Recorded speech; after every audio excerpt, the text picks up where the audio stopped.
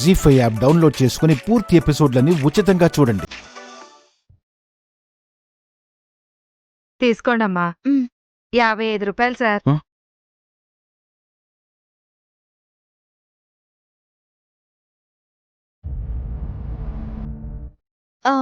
పర్వాలేదులేండి, నా దగ్గరున్నాయి.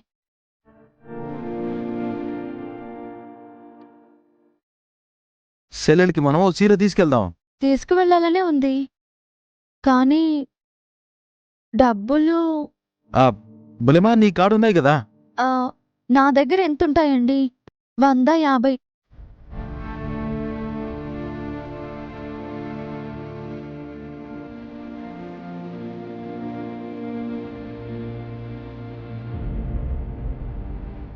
ఇంక నా జీవితం ఇంతేనా? ఏ సంబరంలో అయినా చెల్లికి అన్నగా ఏమివ్వలేని పరిస్థితి. ప్రతి అవసరానికి చేయి చాచాలి, లేదా చేతులు ముడుచుకొని కూర్చోవాలా?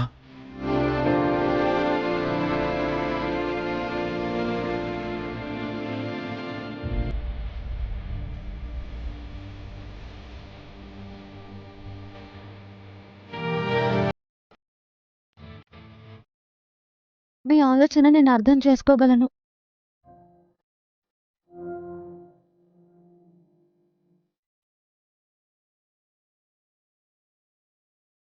మళ్ళీ మళ్ళీ అపార్థం చేసుకోకండి.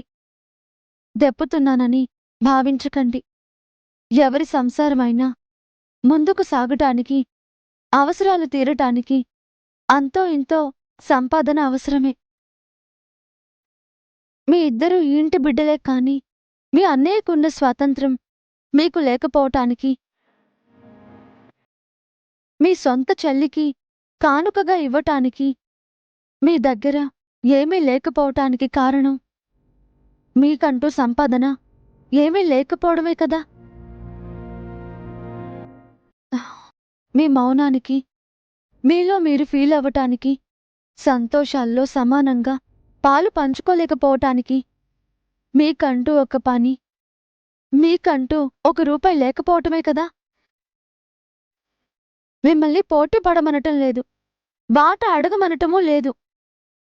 పని చేయకపోతే గౌరవం ఉండదు శేఖర్ గారు. సంపాదన లేకపోతే విలువ ఉండదు. కూర్చొని తింటే ఆస్తులు కరిగిపోయేవే కాని పెరగవు శేఖర్ గారు. కోట్లు సంపాదించాల్సిన అవసరం లేదండి. చిన్న చిన్న కోరికలు తీరటానికైనా చేతిలో డబ్బులు తిరగాలి. ఓ వ్యాపకంగా కూడా ఉంటుంది. మీరు మీ అన్నయ్యతో పాటు వ్యాపారం చేసుకోండి. ఏం తెలియకుండా ఎలా వ్యాపారం చేయమంటావు బులెమా? నాకు చదువు సంధ్య కూడా రాదు. అవి నేను నేర్పిస్తాను శేఖర్ గారు. వ్యాపారం మీరు నేర్చుకోండి. దాన్నెట్టా నేర్చుకోవాలి బులెమా? ప్రయత్నం చేస్తే రానిదంటూ ఏమీ ఉండదు శేఖర్ గారు. మీరు ఊరెళ్ళగానే అరక పట్టారు, వ్యవసాయం చేశారు. అందరికన్నా 2 బస్తాలు ఎక్కువ పండించాను అన్నారు కదా. అది ఊరికే అయిందా? అంచెలంచెలుగా నేర్చుకున్నారు, అందర్నీ గెలిచారు. బులెమా, వ్యవసాయం పని ఇది ఒకటేనా? శేఖర్ గారు, వ్యవసాయమైనా వ్యాపారమైనా విద్య ఏదైనా పట్టుదల ముఖ్యం. దివ్యాంగులే సంకల్పంతో గొప్ప గొప్ప విజయాలు సాధిస్తున్నారు. లక్ష్యం నిర్ణయించుకొని ప్రయాణం మొదలుపెట్టాలి. భయపడి ఆగితే ముందుకు వెళ్ళలేమండి. శేఖర్ గారు, నా కోరిక మీ గౌరవం కోసమే, నా ఆరాటం మీ భవిష్యత్తు కోసమే, నా తపన మీ ఎదుగుదల కోసమే. సరిగ్గా ఆలోచించండి, ఓ నిర్ణయానికి రండి.